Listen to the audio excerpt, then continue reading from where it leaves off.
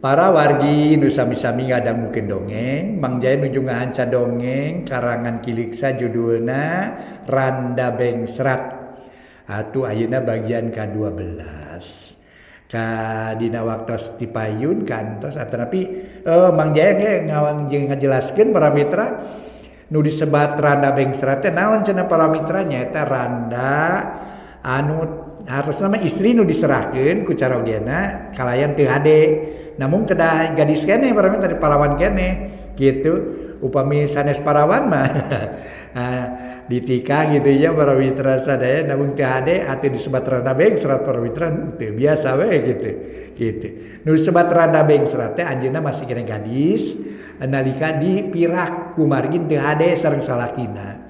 Seueur alasanana para mitra teu hade sareng salakina kumargi nikahna dipaksa kudu jadi kolot kapaksa kersa namun anjeunna tetep segah para mitra mun ngahiji jeung jadi salaki kitu diantaranya para mitra mun ngahiji jeung salaki ai salakina pusingeun atuh nah cenah gua pajikan kieu lah geus serahkeun deui ku aing kitu jadi teh acan hade tos diserahkeun namina eta istri teh kagungan gelar namina Randa Bengsrat kitunya para mitra mangga atuh jangakeun Randa Bengsrat bagian ke-12 Wilujeng ngadangukeun.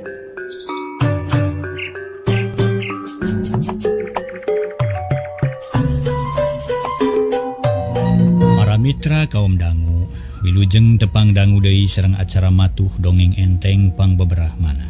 Mang Jaya sapara kanca bade neraskeun hanca dongeng nu katunda carios nyambung judulna Randa Bengsrat. Ayeuna nincak bagian ka-12. Mangga para mitra wilujeng ngabandungan ieu dongeng. Urang sami-sami hanca cariosna etang-etang hiburan pang beberahmana. Wilujeng ngadangukeun. Para mitra kaum dangu, harita Mang Seno tuluy nyarita, modal keur naon rek dagang? Lain pah hayang jadi tentara kuring teh. Tapi ngalamar butuh ku biaya, contohna keur pariksa dokter nyieun surat-surat, keterangan sejena, ongkos-ongkos jeung sajabana. Gini kuring kungsi ngadenge beja mun hayang lulus kudu make duit cenah kitu. Nya teuing kumaha ngagunakeun nama rek nanyakeun ka Mang Basri kitu maksudnya Pak. Ke. Rada kaharti atuh ari kitu mah tapi na geus aya lowongan jadi tentara teh euy. Aya Pak malah manu moal beja teh Jang Dedi. Anak Mang Basri. Kamari aya ka dieu ngan teu lila da rusuh cenah. Nya syukur atuh mun kitu mari bera waragadna butuh sakumaha. Nya 100.000 ge mahi meureun. Hah? 100.000? Beuh amunna gede-gede teuing euy. Na teu kurang loba aja teh euy. Mang Seno ngajenghok sabab keur manehna. Duit sakitu badag pisan hese ngabuktikeunana. Cukup sakitu mah Pak moal leutik teuing jeung moal gede teuing. Lamun kuring aya milik bisa lulus jadi tentara. Duit sakitu kagantian 2 bulan ge. Ih kaharti ari palabadinya nama euy. Tapi duit sakitu teh keur bapa mah lain saeutik-saeutik, kacida gedena. Sarta hese ngabuktikeunana na ngajual naon atuh da urang teh taya kaboga. Boga domba sabelah ge apaan geus beak dipake modal peuteuy. Hari peuteuy ruksak gara-gara maneh cilaka. Karmin ngahuleng dijawab kitu teh da ayeuna bapana teh moal bisa ngabuktikeun duit sakitu. Tapi Karmin geus gilig pikir hayang usaha ka kota. Sabab kabitak omong batur yen di kota mah babari digawe cenah. Ka mana neangan duit teh Min? Da mah geus teu boga pakeun ayeuna mah. Injeumna tuh kaki jama mah. Engke ku kuring digantian. Boga duit di mana aki-aki ku urang ge kanyahoan? Nya duit mah emang teu bogaeun tapi agepan boga sapi hiji. Tibatan capek ngarit mending jual ngara senang duitna injem kuing. Sesana beulikeun kana pinang ngarahipu. Tuang ku aki pan beres. Cek Karmin bari pepeta. Nepi ka kitu pikiran maneh mah Karmin. Oh, jigana mah bener mah kitu carana. Mang Seno kapangaruhan ku Karmin bet kataji ku cara eta. Nanti gua hari dibikeun mah ku aki jama ngan ari ceuk kataksiran kuring malah aki jama teu bodoh moal ngagugu kitu bae. Ah, cobaan we tuh Pak. Mabet ku meok mah dipacok Pak. Mang Seno siga nu dicekok ku Karmin. Ngagugu kana caritaan harita keneh ge atuh. Leos init nepungan aki jama sedengkeun diurmi ngan ngurutan dada tina wahing ku bingung. Gancangna carita Mang Seno geus datang deui. Bari hatena lugina sababadami jeung aki jamak teh babari pisan. Sapi nungan hiji-hijina diidinan pikeun dijual. Kumaha hasilna Pak? Karmin geus teu sabar. Hasil min ngan ari duit nama can kabawa. Da sapina ge can payung ngan ari aki maneh mah geus masrahkeun. Sarta satujueun teh Mang Seno dari anaker. Puguh bisar mah colohok bengong. Nya anta teh Kang Seno? Teu salah ari si Karmin masrahkeun sapi. Aki si Karmin teh masrahkeun sapi sabab bisanya nama cenah geus teu kaduga ngarit. Ripuh teu ari ku capek. Jadi tadi di penta teh ujug-ujug masrahkeun Bang nu ato. Ngan aki aya pamenta duit gunakeun sing bener-bener ngarah tujuan ka hontal. Sarta kudu buru-buru digantian mun geus boga keur gantina. Jangan sakitu amanat nanti aki jamak teh. Tuh nya ceuk uing ge. Babari si aki mah keun lah moal burung digantian ku kuring Pak. Asal digawe bener heula. Ila arek ngajual sapina Pak? Karmin meuni marah mah. Oh engke Pak sosore. Aki rek nepungan bandar urang Situ Raja. Mun hasil rek tuluy ka dieu cenah. Nuhun tuh Pak. Nun pisan sayeuna mah kuring rek nepungan Pak RT Pak. Sinanyeun surat jalan bawaeun ka kuring ka kota. Karmin cengkat jerut turun kaburuan langsung init ngajugjug ka imah Pak RT. Kawas geus kitu kuduna jalan-jalan pisang saraeun mah usaha keur modal anu can pugu karuhan teh bet lancar. Sorena Karmin narima duit 100.000 ti aki jama. Esukna Karmin init ka kota Bandung ngajugjug ka imah Basri. Anu maksudna rek neangan pagawean sedengkeun eta pagawean cantang tu hasil. Dan usahanya nama di kota leuwih sulit teu cukup kumawa duit mun kurang-kurang milik mah kalah ka mata kurat karet. Atuh Mang Seno jeung Bi Urmi hatena jadi teu teteg. Atoh aya melang aya atoh naboga anak jiga-jiga rek mencar. Sabab geus boga kahayang sorangan make hayang neangan pausahaan. Ari melangna initna teh mawa duit meunang nginjeum ari pagawean can pugu karuhan. Kumaha mun modal beak bari teu hasil meureun kapaksa kudu nanggung hutang nu lain saeutik-saeutik. Bapana kuring masanya nama teu pati ngidinan ka budak teh kahiji init nangan sorangan. Sasatu aya nu mingpin. Kaduana initna teh mawa duit meunang nginjeum sok sieun beak teu puguh. Ceuk Bi Urmi dina hiji poe ngebrehkeun ka melang hate. Ya ulah leutik hate mana. Sabab sagala rupa ge kudu ngaliwatan ikhtiar jeung tareka. Tah kulantaran kitu muga-muga we anak urang sing hasil pamaksudan. Sing laksana paniatan pikeun negerkeun hatena. Dorong kudu aku urang salaku kolotna tah kitu. Ari urusan doa mah boro-boro dipenta najan teu ge teu boleh didoakeun. Sabab moal aya hiji indung nu teu miharep anakna sangkan jadi jalma senang. Nya syukur atuh ari kitu berak doakeun anak urang. Ceuk Mang Seno bari tuluy turun ti imah ngajingjing ari trek ngalajarami keur parab sapi. Sabab Mang Seno ngingus sapi meunang nengah ti Haji Sabri. Ari Bi Urmi ngahulang di imah poe ieu teu daek liar kanu jauh. Sabab pikiran inget bae ka Karmin nu jadi anakna sok sieun manggih kasulitan kawantu budakna rada bengal. Cag urang tuna heula kaayaan Bi Urmi jeung Mang Seno. Nu geus ditinggalkeun ku Karmin ayeuna urang malikan deui ka tukang nyaritakeun Nyi Sari jeung kolotna. Nu sarua keur manggih kariweuh lantaran waktu nu dijangjikeun geus karanapan. Poe eta Mirja bakal datang menta jawaban teh. Hari Tamang Ading jeung Bisar mangahaja teu liar jauh. Malah Nyi Sari jeung adi-adina ge araya wae di imah. Ngariung ditepas bari ngadagoan datang nasema. Nyai kumaha putusan ayeuna teh ye? Rek ditarima wae lamaran ti Jang Mirja atawa kumaha? Mang Ading nanyakeun ka anakna da manehna hatena mah teu daek ieu para mitra.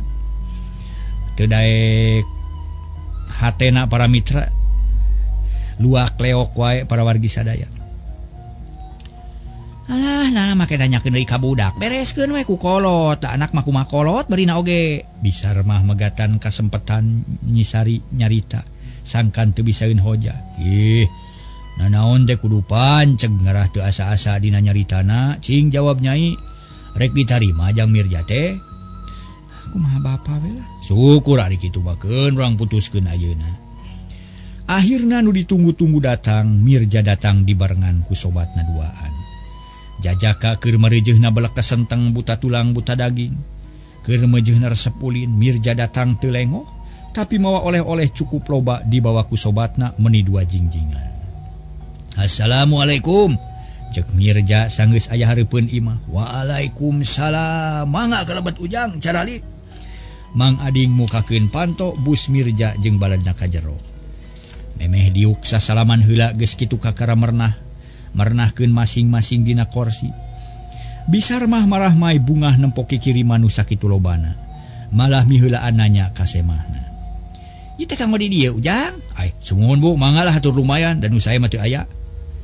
Nuhun atuh nuhun ditampi. Bisar mah ngajewang jingjingan. Terus dibawa ka dapur ari Nyisari baeud. Teu panuju kana lalampahan indungna. Hapunten Bapa lah abdi terada telat ieu nanging sanos kitu ge da aya keneh waktos teu tebih teuing tina waktos nu dijangjikeun ti payun. Ceuk Mirja memehna naon sasadu heula. Ah sawios ujang teu matak naon-naon kumaha di ditu daramang. Alhamdulillah teu kirang sewes-wes Pak. Dupi di dieu kumaha ya? Daramang sadayana. Mirja rutret ka Mang Ading jeung ka Nyisari. Ari nu direret teu pati malire malah mun kongang mah hayang lumpat. Mung nyang hareupan semah tapi dasieun ku kolotna. Sami-sami ujang di dieu ge keur sararehat ayeuna mah nyanak caya atuh nyai sakalian ieu jeung cauna jeung deui pan aya huwi lain. Mang Ading nitah ka anakna sangka nyuguhan semah. Tapi Nyisari teu nemalan sarta teu ngagugu jongjon bae ngahulang siga nu katenung. Keun wae ku mak pek we nyai mah di dieu payunan tamu. Cek Bisar mah ti jero ngarti kana kahayang Mirja nu memang hayang adu hareupan jeung buah hatena.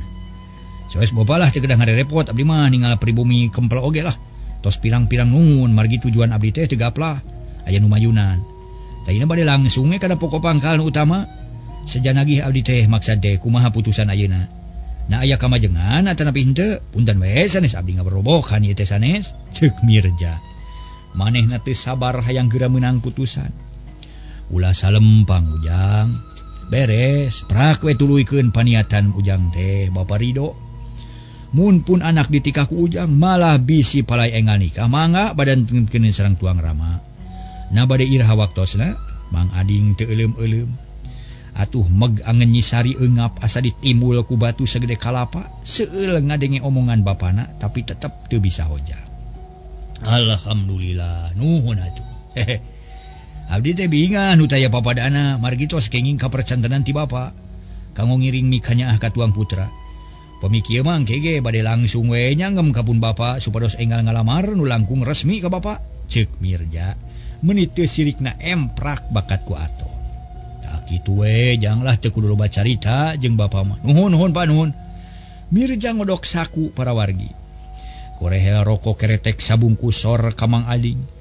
Ari keur manehna aya deui kitu deui keur baladna geus pada-pada mawa. Satuluyna Mirja jeung pribumi uplek ngobrol sagala dicaritakeun diliputan ku kagumbiraan. Selang-selang tina ngawadul barang dahar balake cerakan.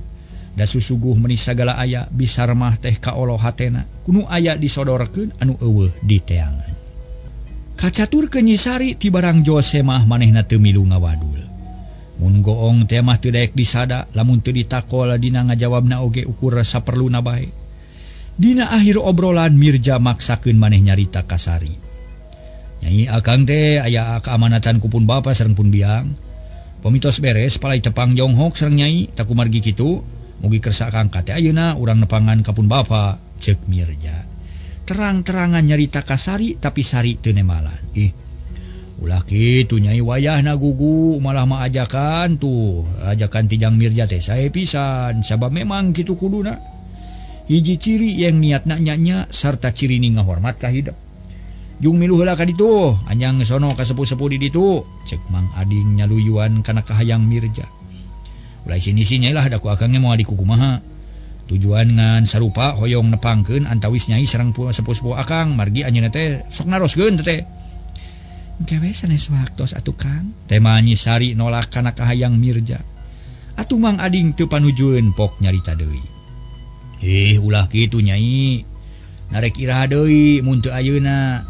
Jung tuturkeun ayeuna ulah ngerakeun ka kolot teh. Hade ulah teu init ieu bisi ngerakeun ka emak jeung ka bapa. Jung ayeuna mah geura dangdan ulah sok ngalawan ka kolot. Ngadenge omongan bapanak itu Nyisari meninggal lenyap. Tapi teu bani ngomong jung nangtung leos ka jero rek disalin baju kuno pantes. Lempang asa kakalayangan sirah asa berat. Tetempuan rarangkepan jeung asa buburi nyayan. Teuing ari bapa ka aing bet maksa mirusa. Na teu meunang bebas anak teh kitu apan geus puguh aing teh. Teu suka ka si Mirja, ceuk hate Sari bari bus ka kamarna. Gap kana baju. Tapi tetului dipake kalah dicekel bari ngajanteng deket jendela. Bus bisar mah ka kamar melong ka anakna nu keur ngahuleng bari ngekeuweuk baju. Bisar mah ngadeukeutan lalaunan poknanya. Kunaon nyai siga nu susah ulah kitu anak king. Mana bet kieu atuh jadina mak. Nah kuring teh teu meunang milih pisah lakieun ku sorangan. Nambet jiga maksakeun teuing. Ngaran naon ari ka si Mirja? Ceuk Nyisari bari ngadilak Cipanon ngembeng. Eta ulah kitu nyarios teh kawas budak wae. Rek neangan nu kumaha deui atuh, apan geus puguh si Karmin mah kitu. Tibaca nyenangkeun kalang ngahina jeung mitena. Geus pilih nu aya. Nu geus puguh mikanyaahna jeung kaciri kasatiaanana. Sedang si Karmin manatana satia teh eueuh geuning didago-dago geus aya kana mingguna can nol-nol. Tapi kuring mah da can hayang boga salaki mah. Tadi rek dikawinkeun ayeuna ieu mangan muguhkeun bungkul. Kan urusan kawin mah bisa diengkekeun. Loba keneh waktu nu penting mah guguh heula ka hayang menjang Mirja. Miluh heula ka bunut tepungan ibu Ramana sok geura dagoan dangdang keur nya. Marek mimilu kan kitu patut. Nyisari jejebris. Cipanon beuki juuh tungtungna murubut maruragan. Mun kongang mah hayang ceurik jejeritan. Ih, ulah kitu ieu. Rek ngamiwirang ka kolot ha? Bisar mah kasar nyaritana, puguh Nyisari meni murungkut. Kapaksa bajuna dilaan rap make anu alus tapi karek kerap geus baseuh ku Cipanon. Bisar mah harita nyarita deui. Susut atuh cimatana ulah sinang macor wae ngewa. Ceuk masa Bisar mah kop kana samping ledak pipi anakna disusutan. Kuring bisa nyusut Cipanon mah, ceuk Nyisari bari ngageuweungkeun leungeun indungna. Da kudu tuhur atuh heug di wadah sing pantes, lipstik, make sarta minyak seungit ulah poho minyak kolonyo. Buuk sisiran sing rapih anting pake, awas ulah ngerakeun kudu nyugemakeun ka sararea. Nyisari teu nemalan kop kana sisir sedot nyisiran. Meuni teu sirikna dirurudkeun. Atuh buuk murudul jeung karasa peureus, ledak-ledak di wedak tapi teu pantes sabab baseuh jeung baseuh deui ku Cipanon. Ih, maneh mah teu beunang dipapatahan saatkeun si matana. Moal bener kitu mangerakeun pisahnya budak teh. Ceuk Masar mah sewot. Geus mah di wedak mah pila kadar kabunut. Mulai nu lalajoanan ieu, ceuk Nyisari kop kana anuk beungeut digesek deui ngarah bersih teu daek make wedak. Nyai geus dangdana ieu jang Mirja bade angkat cenah ya buru-buru ka dieu. Ceuk Mang Ading titepas atuh beuki geumpeur Nyisari, hatena keukeuh teu merean. Tuh ceuk mage buru-buru bising tinggalin. Sok pake anting-antingna kada bising tibalik. Bisar mah ngabebereg. Kenapa tinggalin ge lah mending teu ka bawah. Ih, sok ka mana wae nyarita teh sok buru-buru. Bisar mah nuyun anakna dibawa ka tepas. Barang serog Mirja olohok malah mah baturna ge heraneun lantaran nempo Nyisari nu carinakda. Aduh. Na kunaon Nyisari teh bet nangis ning teu damang? Mirja nanya bari neuteub ari nu ngajawabna Bisar mah. Ulah hariwang ujang. Ieu menangis teh bakat gua atoh lain gering atawa nyeri. Mangga angkat mah titipe pun anaknya ulah babari punungan da pun anak mah eraan. Ceuk Bisar mah bisa pisah nyaritana. Woh gitu nuhun atuh buah. Mangga nyai urang mios aida lah. Margi dingke-engke ge bilih panas manten di jalanan. Ceuk Mirja tuluy munjungan ka Mang Ading. Jeung ka Bisarmi bari amitan harita teh. Kitu di baladna nu duaan cungcong sasalaman nu satuluyna bral miang ningalkeun imah Mang Ading. Perasaan Mirja kacida guligahna sabab ayeuna hasil ngaboyong Nyisari nu geus lila ka impi-impi. Panon poe moncorong taya aling-aling panasna meuni moreret. Mega nu sok ngagulung di langit harita teh sirna teuing ka mana. Atuh puguh di jalan teh meninong toreng, matak lalieur laleneng, matak luut leet kesan. Mirja leumpang ngiringkeun Nyisari ari baladna nu duaan ngarti laleumpang ti heula. Maksudna ngarah teu ngaganggu kanu keur paduduaan. Hate Mirja atoh lain di kieuna sabab boga babaturan anu nganyahokeun kana kahayangna. Tos capek nyai, Mirja nanya semu geget tapi Nyisari teu ngenemalan dati barang jerut turun ti imahna ge jamedud baeud meuni pageuh para mitra. Kam harita teh ka Mirja teu mere budi ngan untung Mirja sabar da ngarumasakeun manehna nu butuh. Bilih tos capek mah urang reureuh heula hanapeun tangkal asem tu di payun aya nu iuh raos geura ka silir ku angin leutik. Ceuk Mirja teu bosen-bosen nyarita ngajak ngomong ka Nyisari. Akang teh beak bulan beak minggu mikiran nu geulis urang campaka ayeuna hasil kacangking bisa kaboyong ka lembur akang. Da ku kituna akang teh bungah liwat saking sabab sapana jadi kabul ku nu Maha Kawasa. Dikadarkeun tiasa sasarengan sareng Nyai. Nyisari nu geulis kawanti-wanti enah kabina-bina. Nu memang nyari keur geulis teh manis, komo upami kersa nyarios mah. Leuwih manis tamasari es tuning moal aya babandinganana. Ceuk Mirja muji ka Nyisari susuganan kageuing hatena daek nyarita, tapi Nyisari tetep baeud. Bibir lir ngonci nepi ka ngawat-ngawat teu daek ngomong. Jep Mirja jempe lempang nutur ke Nyisari tadi nama hayang lempang rerenengan. Bari pakaleng-kaleng sirih cekelan leungeun tapi orok kaya Nyisari na teu daekeun. Sakalian nyekel ge sok dikepeskeun da puguh teu resepeun. Mirja mikir neangan akal pikeun ngagoda Nyisari sangkan daek nyarita. Sabab taya hartina ngiringkeun nu geulis oge. Ari baeud wae mah siga arca, taya bedana jeung ngiringkeun boneka hirup. Akhirna Mirja manggih akarek nyingsieunan Nyisari susuganan ngarontok ka manehna. Nu diharep Nyisari menta tulung bari nubruk. Pantasna teh nikmat mun ditubruk ku nu geulis tuluy nangkeup sapageuhna. Keun sia singsieunan sia ku aing. Ceuk hate Mirja tuluy neangan kasempetan nu hade. Nu sakira bakal reuwaseun Nyisari. Barang tepi ka hiji pengkolan luhureun teh ngaroyom dang daunan jeung areuy. Nyai eta orai, nyai. Mirja ngagorowok siga nu nya. Na berengbeng Nyisari lumpat miheulaan teu ngareret deui ka Mirja. Puguh Mirja colohok teu nyana bakal kajadian kitu. Atuh nempo nu lumpat teu ngiceup-ngiceup jajantung jiga ngajanteng jiga arca haneuh jeung kaduhung. Aduh teu kapalang gelo si Nyai. Panyana terek nubruk ka aing nangkeup bari menta tulung. Buktina bet ngajauhan. Beuh nepi ka kieu nalalampahan. Ceuk Mirja sanggeus rada lila tuluy lempang nuturkeun Nyisari nu geus jauh.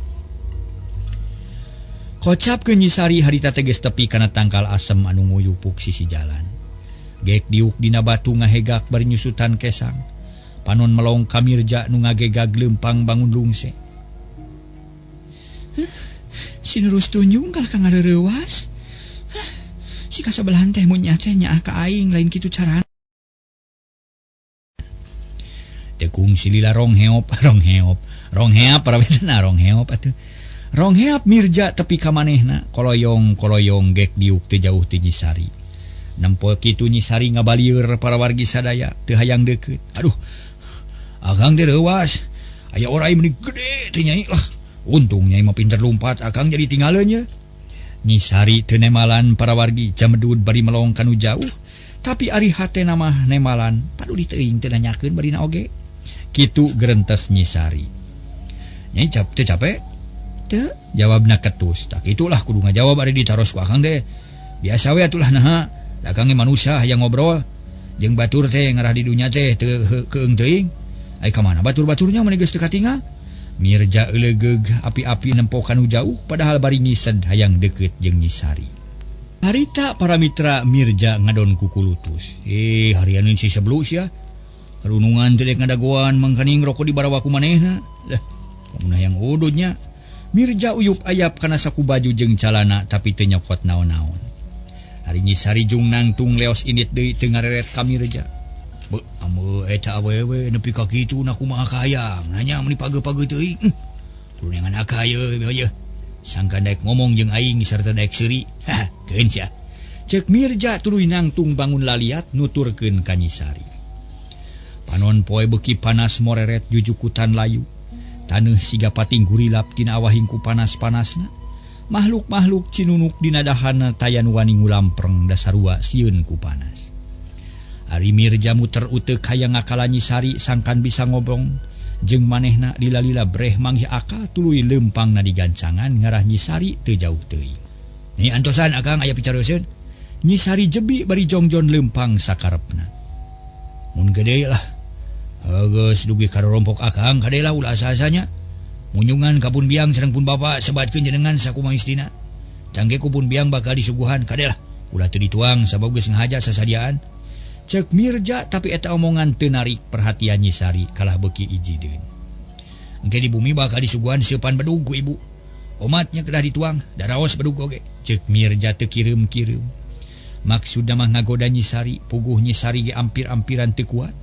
Rek nyeleuketeuk seuri ngan kaburu katahan, puguh ti koro asa rada nyeri balas nahan piseurieun. Pemiseupan bedug teu kersan uang ku akang bade dipangalakeun bangkong, nu tiasa ngareog dog-dogna aya di rorompok. Nu gede rek dibikeun ka bangkong panglemutna, dog-dog leutik rek dibikeun ka bangkong panggedena. Beda moal teu lucu lah bangkong lemut bawa dog-dog gede. Napakna teh dihontalan bari buncelik kitu. Maksud Mirja ngabojeg neangan piseurieun. Tapi Nyi Sari tetep teu seuri, Nyi Sari teu daek ngomong. Tapi najan kitu ari hatena mah ngagik-gik seuri sabab kacipta ku sorangan kumaha katempona mun bangkong ngareog. Parat jalan datar serog ka jalan mudun ari taneuna ngalebu. Nu disorang sok nyorodot. Puguh Nyi Sari rada bingung mangkaning senalna lesang. Sok sieun ti sorodot ari rek ngalaan senal era sieun disebut kampungan. Keur mah heueuh urang kampung atuh ngaraneg Nyi Sari teh leumpang na mandeg. Nempo kitu Mirja atoheun lantaran aya jalan keur pacakal-cakal.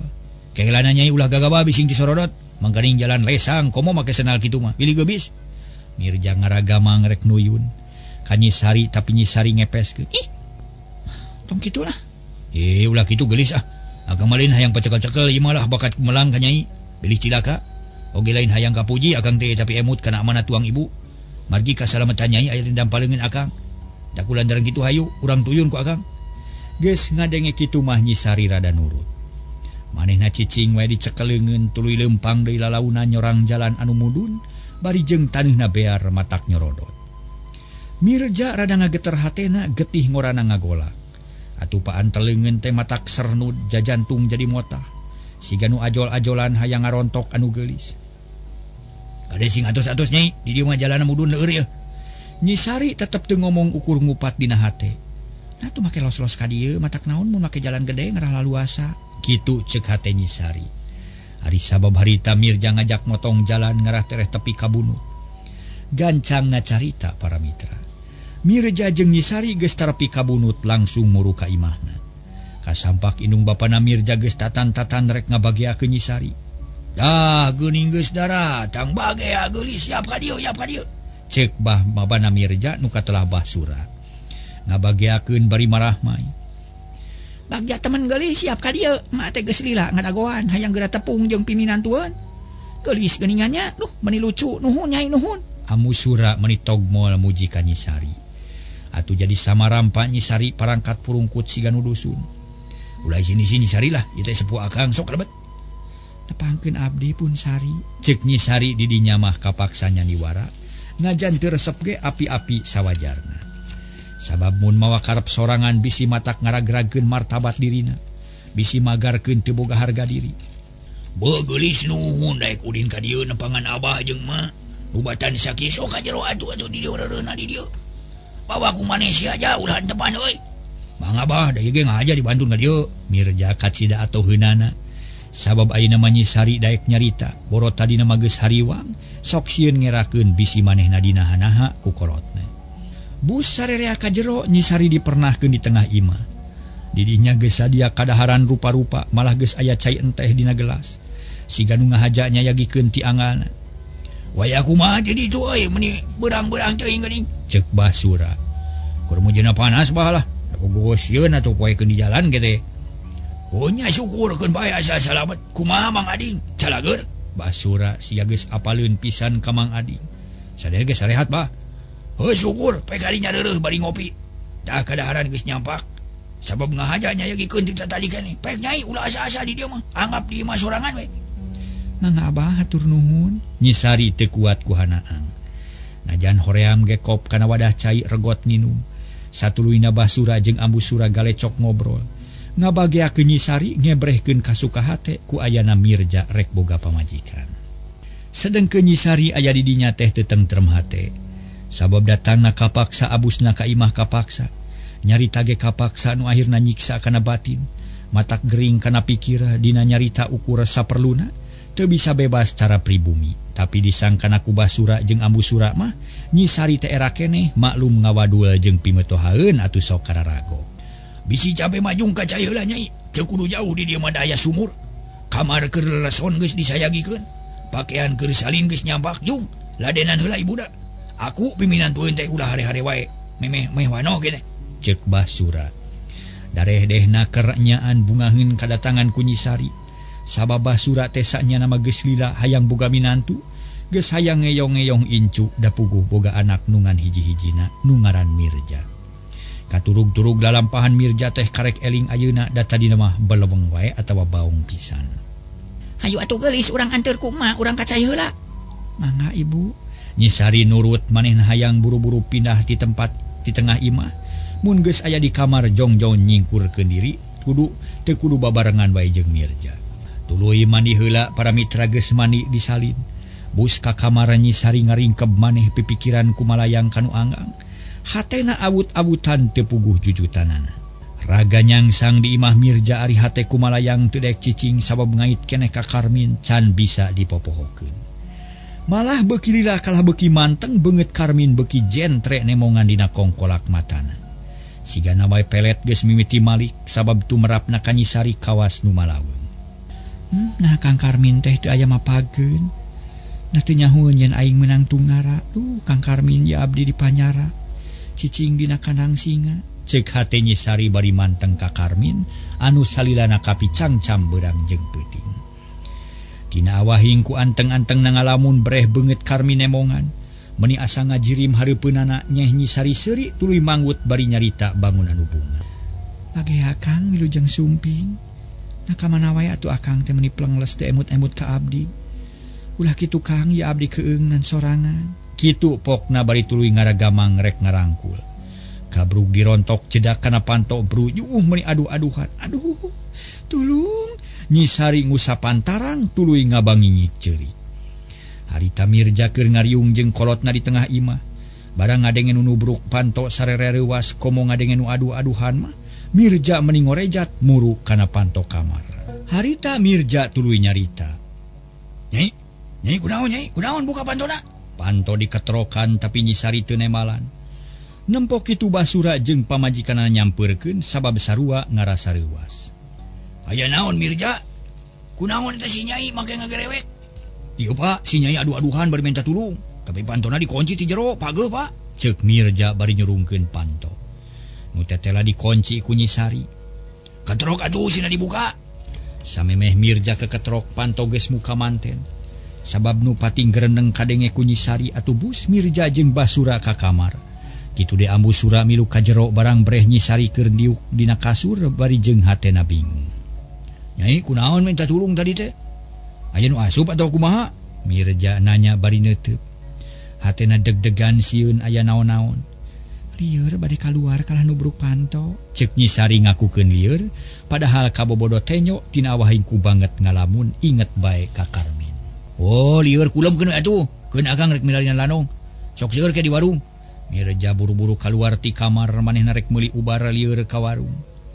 Kulemkeun Nyai, keun bae ulah asa-asa eta meureun balas papanasan di jalan. Ceuk Basura bangun karunyangeun pisan. Mangga Bah, Nyi Sari mun memang teu hayang hudang. Teu hayang bijil ti kamar da embung padeukeut jeung Mirja. Tuluy ngagoler dina kasur ngararasakeun tarang urut ti dagor kana panto. Basura kaluar ti kamar ari Ambu Sura mencetan tarang Nyi Sari.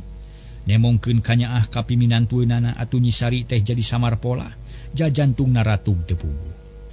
Ulah seueur teh emutan anak king pek we sing jongjon kulem. Keun ulah asa-asa anggape di imah sorangan. Mun aya kahayang kari bebeja da moal burung ditedunan anu kadada kaduga mah. Ambu Sura ngagelendut mapatahan ngarah hate Nyi Sari regreg jeung teteg. Keur kitu para mitra torojol harita teh. Mirja datang mawa cai teh sagelas. Jeung mawa ubarna atuh song dibikeun ka Sari. Nempok kitu mah kapaksa ubar teh di dahar sabab geus heula kecap nyebutkeun lieur. Padahal lieur lain lieur ku kasakit tapi lieur mikiran nasib. Waktos na CF di para mitra, aduh habutan we ieu mah.